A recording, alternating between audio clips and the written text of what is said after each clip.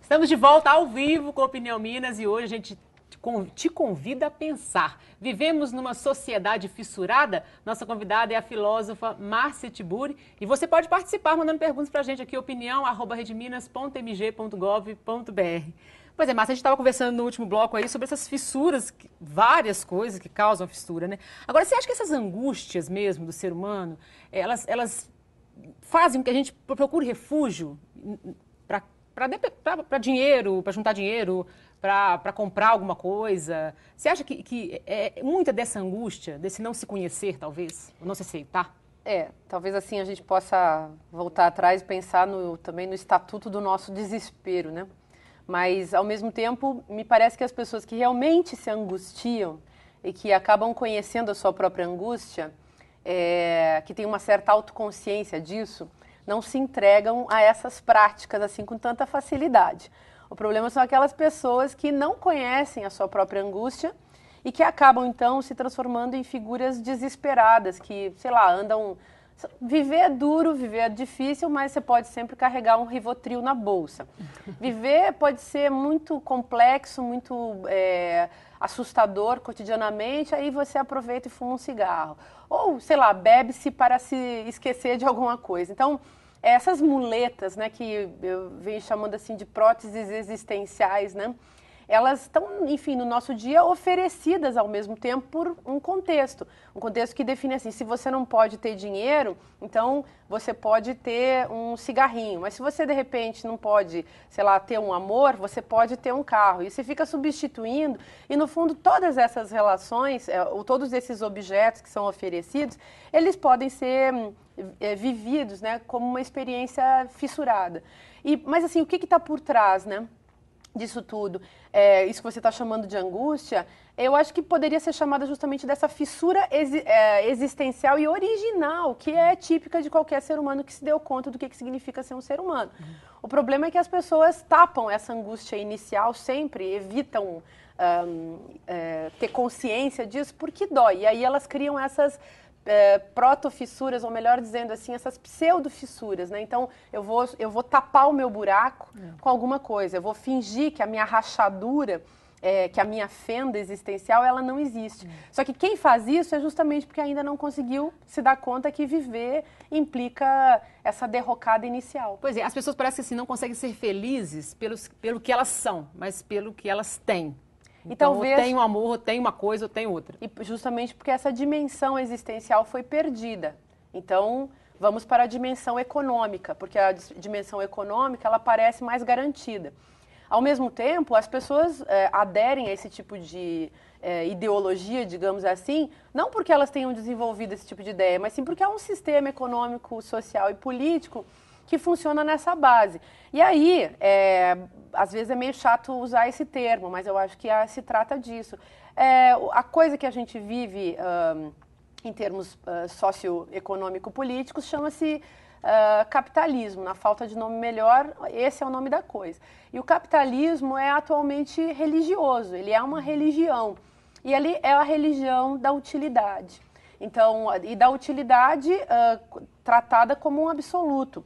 Uma das questões que a gente trata nesse seminário que está rolando aí com Sempre um Papo é justamente essa, a utilidade como a nossa grande fissura. Tem pessoas que são assim tão utilitaristas, tão pragmáticas no seu cotidiano que as suas posturas mais elementares, elas são todas voltadas para uma utilidade. Tipo, você pode ter, sei lá, passado um batom, pode ser porque você acha bonito, porque você gosta de se ver, porque você se sinta bem, mas pode ser também porque você tem que aparecer bem diante das câmeras, diante da foto, diante da sua vizinha, diante do seu colega. Então, esse pensamento da utilidade, do para que serve, ele é um pensamento comum no nosso cotidiano e eu diria que é a fonte, pelo menos nessa nossa época, de todas as fissuras. Pois é, e falando em nossa época, estamos em plena Rio+20, né? E quando se fala de sustentabilidade. E aí a gente pensa no consumismo e no consumir consciente. Você acha que esse momento pode levar as pessoas a pensar nessa fissura de consumismo e se transformar num consumidor consciente? Pode ser um pensamento? Eu acho que, claro, que isso tem que ser colocado na nossa agenda e acho ótimo que essas discussões apareçam. Mas, ao mesmo tempo, falar em consumismo já é um erro. E falar assim, se autocolocar no lugar do consumidor já é um erro. E o erro, enfim, o problema, ele já está tão grande que hoje em dia você vê que as pessoas mesmo, algumas pessoas vão criticar isso e vão achar que melhor a gente sair dessa postura de consumista. Outras vão se autoelogiar no lugar do consumista. Esses dias uma pessoa aí estava numa dessas redes sociais se autodeclarando: eu sou loira, linda, simpática, comunicativa e consumista. Como se consumista fosse um autoelogio.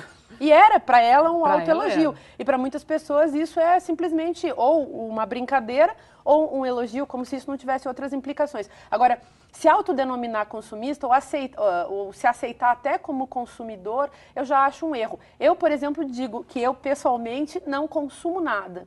Eu uso. Agora, deixa eu parar aqui um Você pouquinho. vê essa diferença que é muito séria? A diferença entre consumir e usar. E o discurso vigente fala em consumo. Por quê?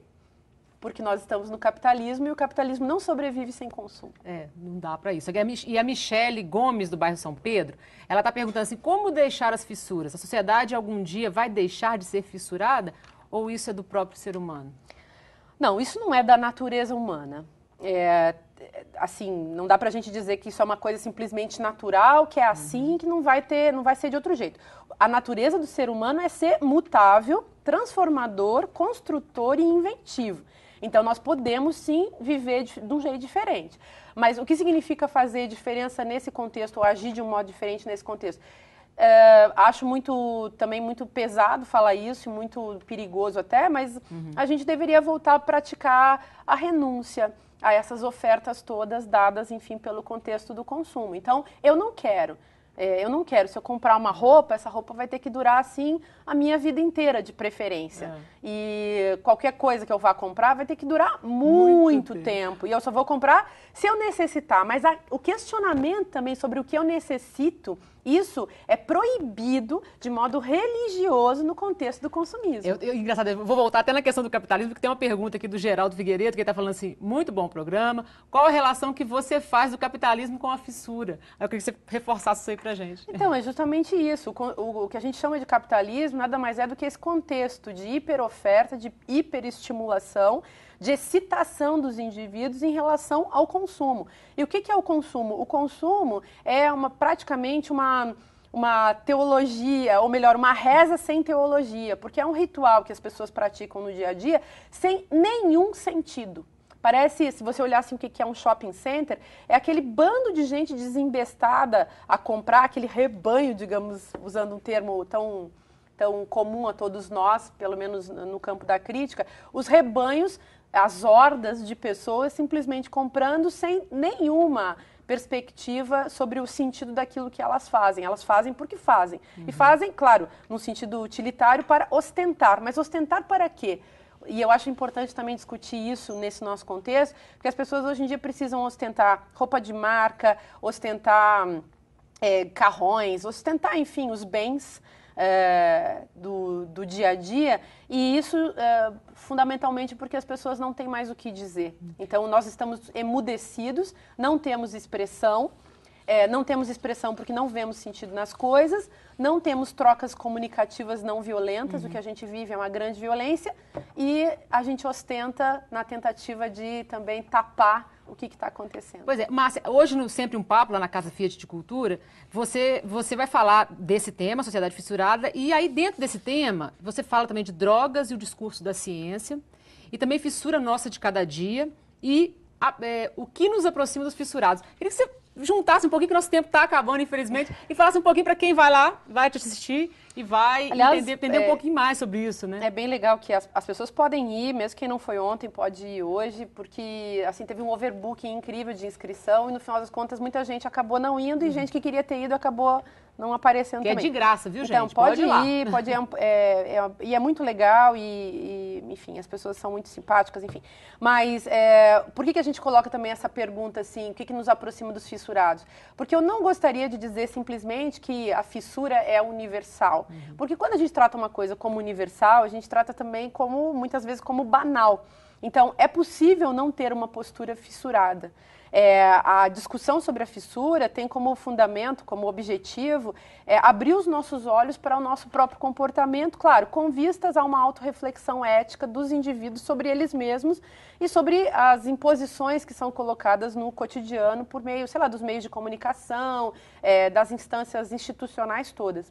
Mas, assim, o que nos aproxima deles é justamente essa fissura nossa de cada dia. Então, os nossos comportamentos cotidianos em relação a tudo isso que a gente vem conversando aqui. Ao mesmo tempo, é preciso sinalizar que pode não ser assim. Então, eu não quero dizer que isso seja uma esperança nossa, mas que é a tentativa de construir um projeto analítico, crítico, que vá na contramão daquilo que está dado como certo e verdadeiro e inquestionável. Então, é uma prática meio ateísta, nesse sentido, em relação ao capitalismo. Aliás, filosofia, para mim, é justamente isso, é esse ateísmo em relação ao sistema. Agora, você também escreveu, nosso tempo está terminando, só rapidamente, escreveu sobre mulher e filosofia. Você consegue perceber também um universo feminino a mais nessa fissura? ou não? Eu acho que isso é comum para todos os indivíduos. Ou somos iguais? É comum para todos os indivíduos, mas existem fatos concretos, né? A relação entre as mulheres e os consumos é uma relação intensa. As mulheres sustentam grande parte do mercado que envolve consumo no mundo, em relação a cosméticos, uso do sapato até acabar não vai dar, sapatos, cosméticos, bolsas, roupas, enfim, esses objetos fetichizados e que compram com facilidade a consciência de uma pessoa. E isso também tem a ver com o fato de que na nossa cultura, infelizmente, as mulheres se fazem mais objetos do que os homens. E nesse caso, elas se mimetizam com mais facilidade também com os objetos. Elas se igualam aos objetos. Okay. Então, temos que discutir isso. Ok, então, Márcia, muito obrigada pela participação no programa. Obrigada. Sucesso aí hoje à noite, lá no Sempre um Papo, na Casa de Cultura. E aqui, gente, ó, o livro para vocês vai estar na semana que vem para sorteio, ok? Então, entre lá no facebook.com/Opinião Minas. É um convite à reflexão esse papo aqui, né, gente? Quer saber mais do tema? Então, não perca hoje, às 19h, na Casa Fiat de Cultura, lá em Nova Lima. Mais uma edição do projeto Sempre um Papo com a Márcia e a psicóloga Andréia Costa Dias. Inscrições pelo e-mail inscrições@sempreumpapo.com.br. A entrada é de graça. O programa de hoje fica por aqui, mas o nosso encontro é a qualquer hora no youtube.com/Opinião Minas TV. No Facebook tem prêmios para você, camisa oficial do América, livros, curta, compartilhe e compartilhe a nossa promoção, né? E concorra. Um ótimo dia a todos. Tchau!